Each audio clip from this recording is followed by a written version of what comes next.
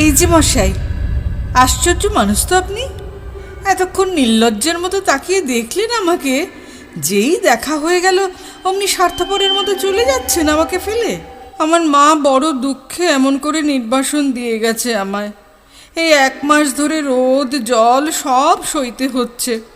পরশু বিকেলে কালবৈশাখীর পর তুমুল বৃষ্টি নেমে ভিজিয়ে দিল আমার গোটা শরীর।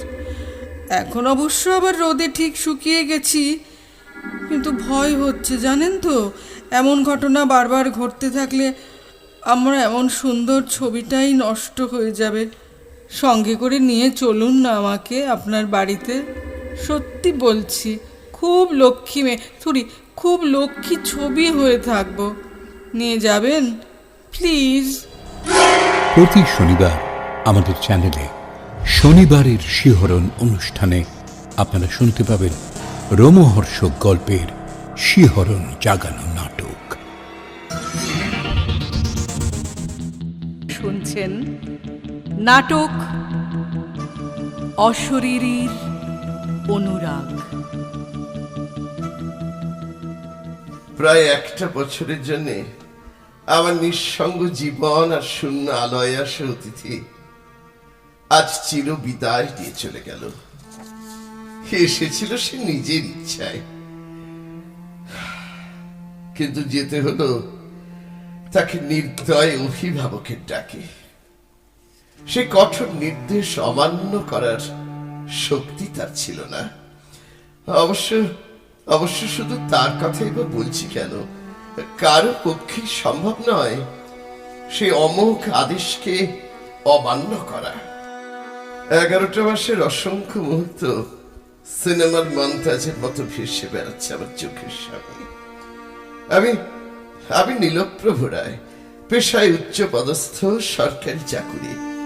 নবান্নের যে কোনো দপ্তরে গিয়ে আমার নাম বললেই যে কোনো নিরাপত্তা কর্মী সেই মানুষটাকে পৌঁছে দিয়ে যাবে আমার সুসজ্জিত শীতাতপ নিয়ন্ত্রিত কক্ষে।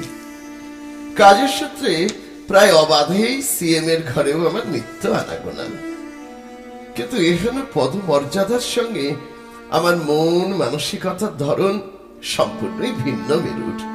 তাই সল্ট লেকের ওই নির্দিষ্ট সীমানা থেকে বেরোলেই আমি একেবারে অন্য মানুষ। সম্পূর্ণভাবে তখন যেন আমার আমিকে খুঁজে পাই। বাড়ি ফিরে বসে যাই কড়া 1 কাপ চা আর কবিতার খাতা নিয়ে। আবার কখনো অন্ধকার ঘরে সোফায় হেলান দিয়ে রবীন্দ্রসঙ্গীতের সুরে বুঁদ হয়ে থাকি। মা ছোটবেলায় মজা করে বলতো, নীলু আমার যেন পথের পাঁচালীর অপু, ঠিক তেমনি দুটো ডাগর চোখে বিশ্বের বিস্ময়, আর সবকিছুতেই প্রশ্নের পর প্রশ্ন। ও মা এটা কেন হয়, মা ওটা কেন হয়। শুধু একটাই তফাৎ, বেচারার কোনো দুর্গা দিদি নেই। নীলু আমার সবেধন নীলমণি। আমার আইপিএস অফিসার বাবা প্রায় সবসময় পশ্চিম বাংলার বাইরে ব্যস্ত থাকতেন তার রাজ্যপাট নিয়ে। আর ভবানীপুরের পৈতৃক বাড়িটাতে আমি বেড়ে উঠছিলাম শিক্ষিকা মায়ের কোমল নিবিড় সান্নিধ্যে। কল্পনার আতিশয্যের কারণে কিনা জানি না, আমি দেখতে পেতাম, এখনো পাই এক মায়া পৃথিবীকে। এমন অনেক কথাই শুনতে পাই যা হয়তো উচ্চারিতই হয়নি কোনো মর্ত মানুষের মুখে। বেশ মনে আছে, তখন আমার কিশোর বেলা। তন্ময় স্যারের অঙ্ক টিউশন সেরে ফিরছি প্রায় রাত 9টা নাগাদ। গলির অন্ধকার মুখটাতে স্পষ্ট শুনতে পেলাম মোক্ষদা মাসির গলা। সাবধানে যাও গো নীলু বাবু, গোটা গলিটা খুঁড়ে একেবারে একসা করেছে। ভোট যত এগিয়ে আসছে ভালো রাস্তা ভেঙে আবার নতুন করবার হিড়িক লেগেছে যে। মানুষকে বোকা বানিয়ে জিতে আবার গদিতে বসতে হবে তো। আমাকে বাবা এবারে ভোট দিতে হবে না, খুব পাঁচুয়া। ও নীলু বাবু, মায়ের খুব কষ্ট হচ্ছে না? সারা দুপুর স্কুল করে আবার সংসার সামলানো, কি করব? কাজ ছেড়ে দিতে হবে এই কথাটুকু বলে আসার সময় পেলুম না যে। নিয়ে যাওয়ার এতই তাড়া, এখন তো ওপরে বসে একটা বছর ভ্যারেন্ডা ভাজছি। কথায় আছে না, নেই কাজ তো খই ভাজ। মাঝে মাঝেই এই চেনা পাড়াটার জন্য মন কেমন করে, দুটো সুখ দুঃখের কথা বলতে ইচ্ছে করে, তাই নিয়ম ভেঙে ছুটে আসি। তবে জানো তো, সবাই তো আর তোমার মতো আমার কথা শুনতেও পায় না, আমাকে দেখতেও পায় না। সাবধানে পা ফেলে যাও গো নীলুবাবু। আমি আসি এবার, আমি আসি আসি। অথচ বেশ জানি মোক্ষদামাসী 2 মাস আগে ঠিক 2 দিনের জ্বরে মারা গেছে। সব শুনে মা বলেছিল, শিবু ঠাকুর তো তোর কুষ্টি বিচার করার সময় বলেছিল, এই ছেলে এমন অনেক কিছু দেখবে যা দেখার নয়, অনেক আশ্চর্য অভিজ্ঞতার সাক্ষী হবে ও। তুলা রাশি বড় হালকা রাশি, বাতাস লাগতে পারে, ছেলেকে সাবধানে রেখো। তা আমি বলেছিলাম, ছেলে তো আর গয়না নয় যে সিন্ধুকে তুলে রাখবো, আমার রাধামোহনের হাতেই ওকে সঁপে দিয়েছি। রাধামোহন, রাধার অপার প্রেমে আবিষ্ট এক পুরুষ সত্তা। রাধিকা রয়েছে যার সর্ব অস্তিত্ব জুড়ে। কেমন যেন মনে হয় মাকে দিয়ে বোধহয় কেউ বলিয়ে নিয়েছিল আবার আবার আশ্চর্য ভবিতব্যের কথা। যাই হোক, যখন আমার 25 বছর বয়স, 6 মাসের ব্যবধানে গত হলেন আমার মা আর বাবা। কাজের সূত্রে দূরে দূরে থাকতে হলেও পরস্পরের প্রতি টান ছিল বড় তীব্র। আর তাই বোধহয় ভবানীপুরের সাজানো গুছানো 2তলা বাড়িতে তখন আমি একেবারেই একা। বাধ্য হয়ে 1তলাটা ভাড়া দিলাম এক প্রৌঢ় দম্পতিকে। মোক্ষদামাসীর মেয়ে মঙ্গলা 2 বেলা রান্না করে যায়। অফিস থেকে ফিরে গান কবিতাকে সঙ্গী করেই কাটে আমার বাকিটা সময়। এরই মধ্যে আমাদের পরিবারে ঘটলো আর একটা মৃত্যুর ঘটনা। মারা গেলেন আমার বড় মাসি। মায়ের থেকে 12 বছরের বড়। ডিভোর্সি দোলাদিকে নিয়ে থাকতেন বেডন স্ট্রিটের বাড়িতে। বার্ধক্যজনিত রোগে স্বাভাবিক প্রত্যাশিত মৃত্যু, তাই শোকের উচ্ছ্বাস কারোরই তেমন তীব্র নয়। যাই হোক, মৃতদেহ নিমতলা শ্মশানের চুল্লিতে ঢুকিয়ে তখন কার্য সমাপনের জন্য 1 ঘন্টার প্রতীক্ষা। আমরা আত্মীয়তা সূত্রে আগত 5 জন শ্মশান যাত্রী চা পানের পর ইতি উতি ঘুরে বেড়াচ্ছি। চৈত্রের বাসন্তিক বিকেল। দূরে কোথাও অনুদাস করা সুরে একটা কোকিল অবিরাম ডেকে চলেছে। এমন সময় ঘটল সেই ঘটনা।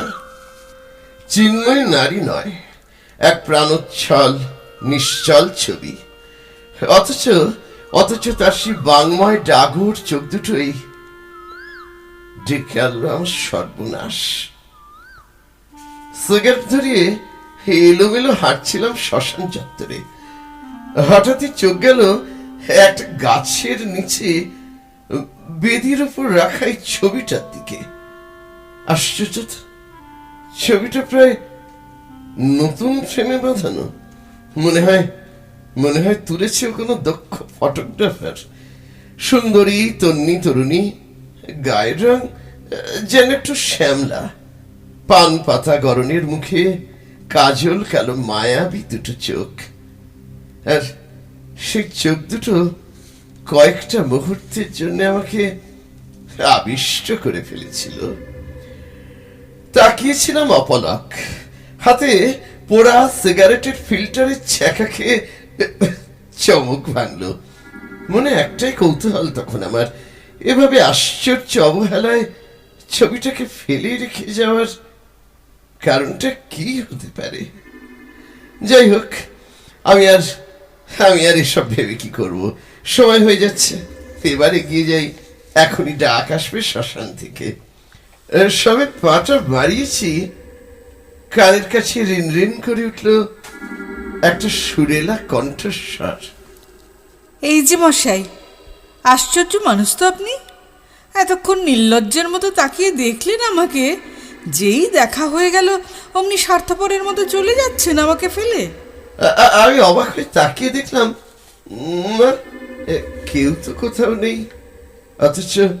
অথচ প্রতিটা শব্দ আমি যেন স্পষ্ট শুনতে পাচ্ছি। আমার মা বড় দুঃখে এমন করে নির্বাসন দিয়ে গেছে আমায়। এই 1 মাস ধরে রোদ জল সব সইতে হচ্ছে। পরশু বিকেলে কালবৈশাখীর পর তুমুল বৃষ্টি নেমে ভিজিয়ে দিল আমার গোটা শরীর। এখন অবশ্য আবার রোদে ঠিক শুকিয়ে গেছি, কিন্তু ভয় হচ্ছে জানেন তো, এমন ঘটনা বারবার ঘটতে থাকলে আমার এমন সুন্দর ছবিটাই নষ্ট হয়ে যাবে। বড় যত্ন করে বাবা আমার জন্মদিনে নিয়ে গিয়ে তুলিয়েছিল শিশির স্টুডিও থেকে। থাক ওসব কথা, সঙ্গে করে নিয়ে চলুন না আমাকে আপনার বাড়িতে। সত্যি বলছি, খুব লক্ষ্মী মেয়ে, খুব লক্ষ্মী ছবি হয়ে থাকবো। নিয়ে যাবেন প্লিজ। এই কথার আর কি উত্তর দেব? দেবই বা কাকে? তবু বললাম, ঠিক আছে, আগে দাহ কার্য সেরে ফিরে আসি, তারপরে। ঠিক বলছেন তো? প্রমিস? প্রমিস। আমার এই অদ্ভুত সিদ্ধান্তের কথা শুনে তো আঁতকে উঠল দোলাদি। তুই পাগল নাকি নীল? এমন অদ্ভুত কথা কেউ কখনো শুনেছে? শ্মশানে এসে নাকি সেখানকার কোন গাছতলা থেকে কোন পেতনি না শাকচুন্নির ছবি তুলে নিয়ে বাড়ি যাবে বলে মঙ্গল অমঙ্গল বলে তো একটা কথা আছে নাকি? ওরে, অতি প্রিয়জন মারা গেলেও বাড়ি ঢোকার আগে আগুন আর লোহা ছুঁতে হয়, দোষ কাটাতে নিম পাতা দাঁতে কাটতে হয়। আর তুই কি না? না না না না না, এসব পাগলামি একদম করিস না। গঙ্গা জল মাথায় ছিটিয়ে সোজা আমার বাড়ি চল। এসব ভাবনা একেবারে উড়িয়ে দে মাথা থেকে। কিন্তু দোলাদির শত নিষেধেও আমি অস্বীকার করতে পারলাম না আমার দেয়া অঙ্গীকার। ফিরে গেলাম সেই গাছতলাতেই। আমি যেতেই কানের কাছে আবার সেই সুরেলা কণ্ঠস্বর। আপনার দিদি আমাকে ওইসব বলল কেন? পেতনি শাকচুন্নি, আমার খুব খারাপ লেগেছে। আমি কি দেখতে তেমন নাকি? যদিও সত্যি বলতে গেলে, সে যাক, নিয়ে যাচ্ছেন তো আমায়? কথা যখন দিয়েছি তখন। কথা?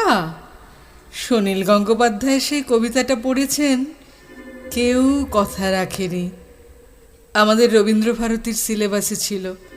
অবশ্য আপনি সত্যি তার ব্যতিক্রম। যাক, কথা না বাড়িয়ে চলুন এবার। এখানে বড় জটলা, বাড়ির শান্ত পরিবেশে আজ অনেক দিন পর একটু নিশ্চিন্তে ঘুমোবো।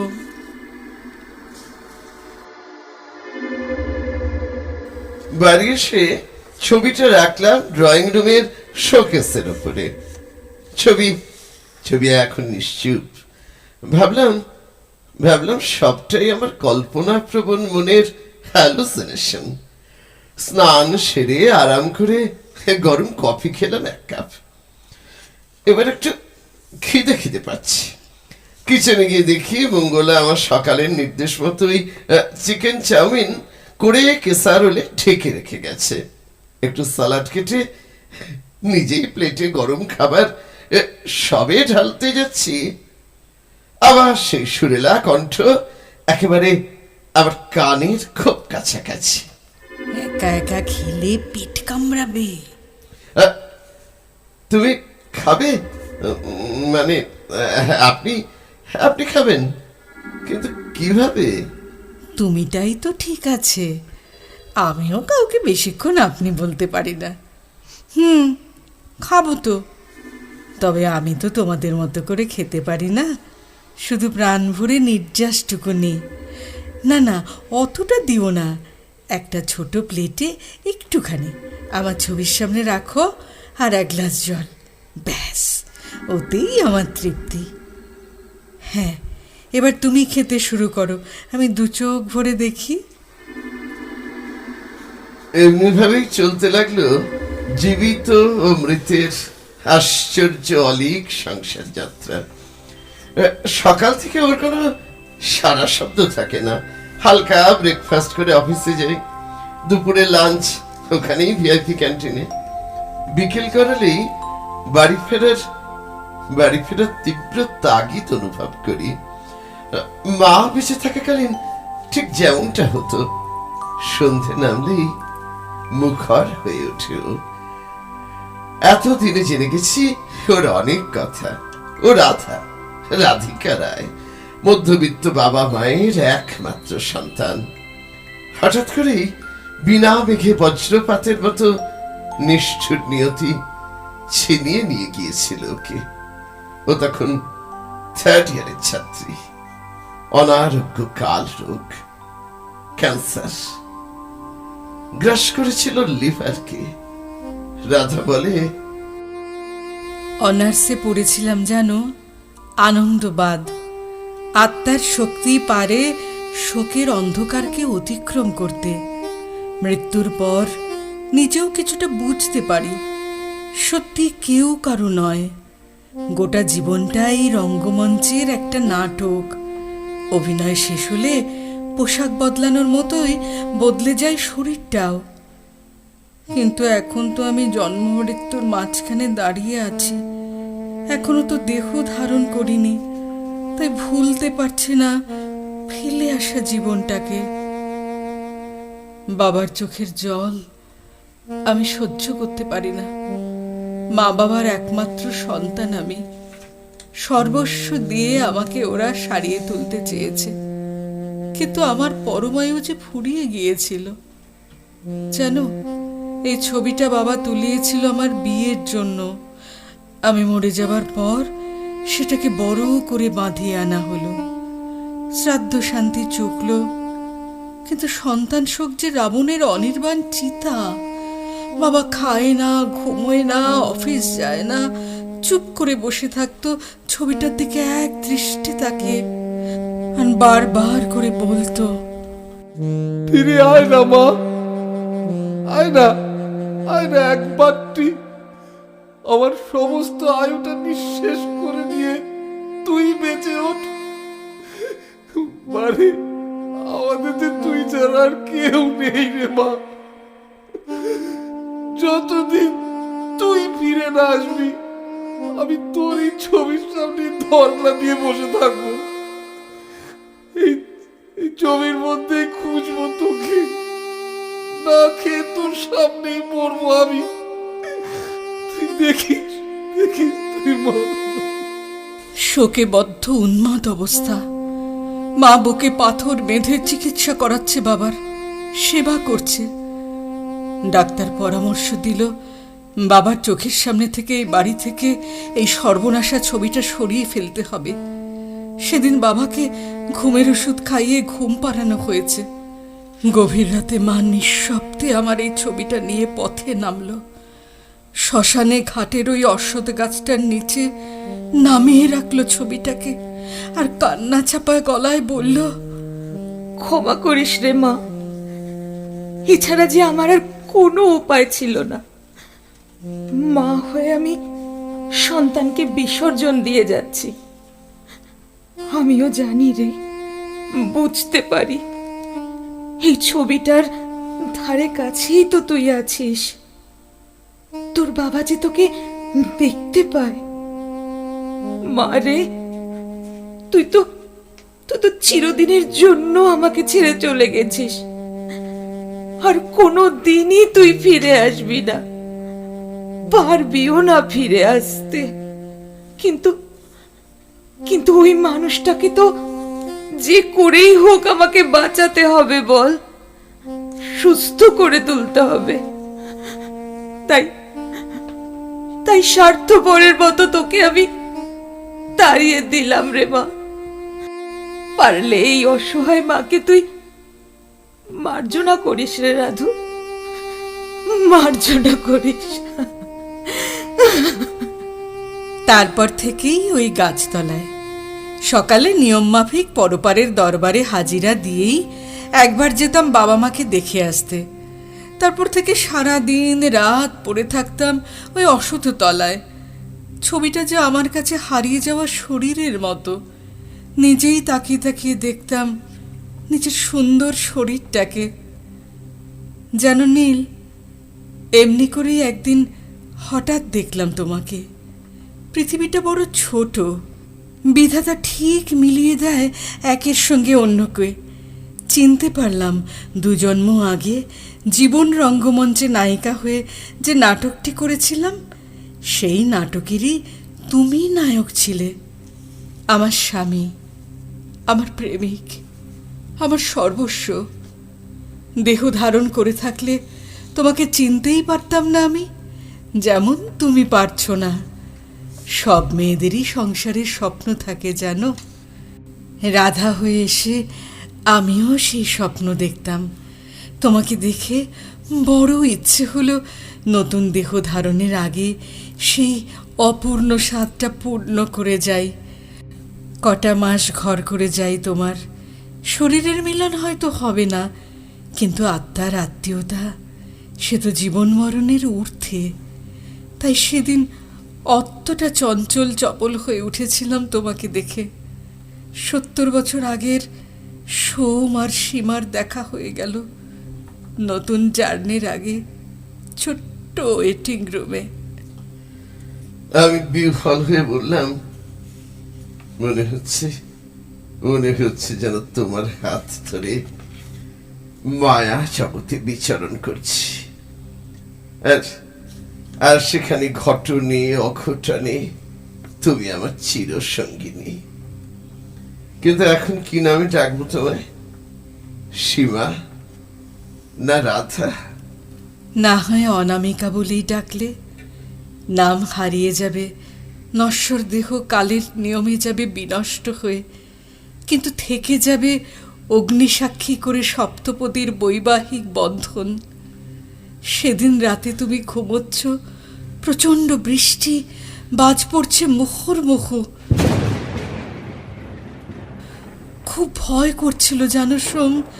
70টা বছর আগের মতো তোমাকে জড়িয়ে ধরতে ইচ্ছে করছিল তোমার উষ্ণতার আসলে সে উষ্ণ হয়ে উঠতে। শরীরটাকে খুব মিস করছিলাম যেন। প্রতি অঙ্গ লাগি কাঁদে, প্রতি অঙ্গ মোর। আমারও মাঝে মাঝে মনে হয় জানো, ওই সুন্দর ছবিটা শরীর ধারণ করে যদি কয়েকটা মুহূর্তের জন্য তুমি আমার কাছে আসতে, পূর্ব জন্ম স্মরণ করতে না পেরেও আমি যে বড় ভালোবেসে ফেলেছি তোমাকে।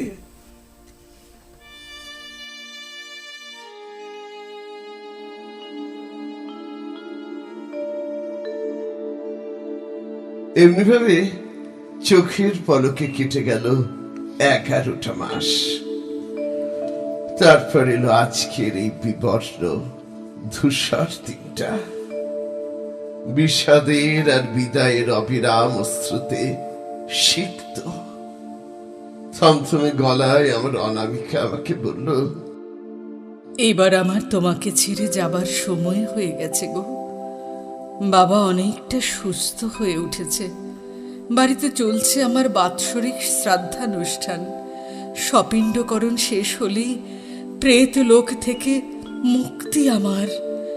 আর এভাবে এই একটা বছরের মতো নির্ভার অস্তিত্ব নিয়ে ঘুরে বেড়াতে পারবো না আমি। তবু কুমারী রাধার বিয়ের স্বাদ তো মেটল। 11 মাসের দাম্পত্য, ঘরকন্যা, অলিক দাম্পত্য। আর দেখা হবে না আমাদের? হবে হবে। অন্তরের আকুল আরতি যে নির্বিকার মহাকালকেও টলিয়ে দেয়। প্রেমের শক্তি যে সর্বজয়ী।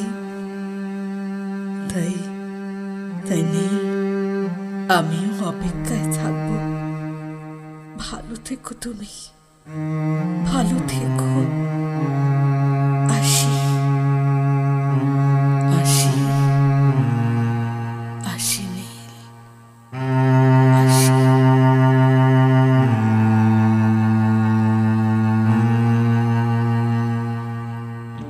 নাটক অশরীরীর অনুরাগ। নাটক নির্দেশনা এবং নীলপ্রভর ভূমিকায় দেবাশিস পাল। অন্যান্য চরিত্র চিত্রণে নীলপ্রভর মা শাশ্বতী গাঙ্গুলি, মোক্ষদাবাসী আলপনা ঘোষ, রাধার বাবা শুভজিৎ সোম, রাধার মা কাজললতা দে, দোলা সুস্মিতা চক্রবর্তী এবং রাধার চরিত্র চিত্রণে স্বাগতা পাল। আমাদের চ্যানেলটিকে সাবস্ক্রাইব করে আমাদের পাশে থাকবার অনুরোধ জানাচ্ছি। আমাদের প্রতিটি নাটকের প্রয়োগ পরিকল্পনায় রয়েছেন দেবাশিস পাল।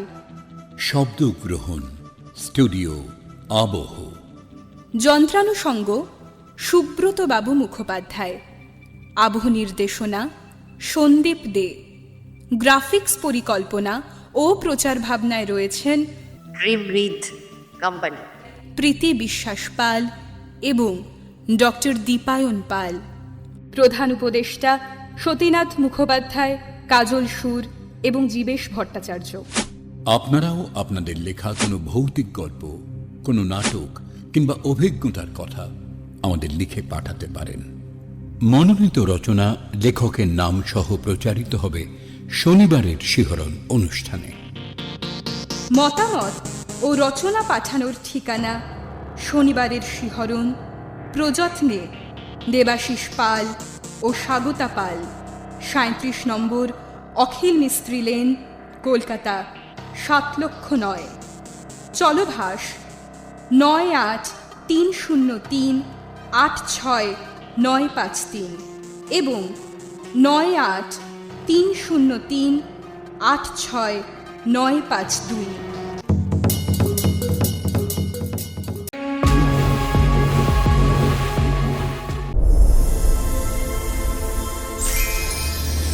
লৌকিক অলৌকিক অতিপ্রাকৃত জগৎ। দ্বিতীয়, চতুর্থ, পঞ্চম এই 3টে শনিবার আপনারা শুনবেন লৌকিক অলৌকিকে এমন অতি প্রাকৃত বিষয় নিয়ে চিত্তাকর্ষক ঘটনাবহুল পর্যালোচনা। শনিবারের শিহরণের এবার নতুন সংযোজন, রোমাঞ্চকর গল্প পাঠ, বুধবারের ভুতুরে কথা।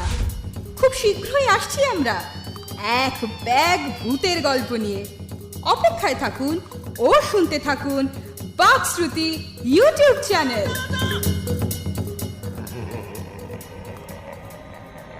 আজকের মতো বিদায় নিচ্ছি। আবার আসব আগামী শনিবার বাকশ্রুতির শনিবারের শিহরণ অনুষ্ঠানে এমনই এক রোমাঞ্চকর নাটকের সম্ভার নিয়ে। নমস্কার।